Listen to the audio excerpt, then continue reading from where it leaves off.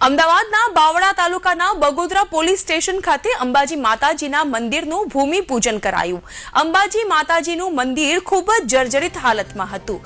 મંદિરનો જીર્ણોદ્ધાર કરવા માટે આજ રોજ અમદાવાદ જિલ્લા પોલીસ અધિક્ષક ઓમ પ્રકાશ જાટ દ્વારા ભૂમિપૂજન કરવામાં આવ્યું।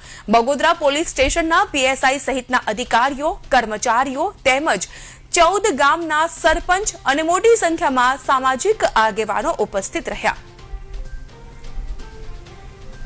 मंच पर विराजमान एएसपी वागीसा जोशी અને તમામ અધિકારીઓ, એમના પિતાશ્રી અને અહીંયા ઉપસ્થિત તમામ આગેવાનો, તમામ ગામના સરપંચો, મીડિયાના મિત્રો, હું આપનો ખૂબ ખૂબ આભાર માનું છું કે આપ પોતાનો કિંમતી સમય કાઢીને જે અમારા એક પારિવારિક પ્રસંગમાં સામેલ થાય છે।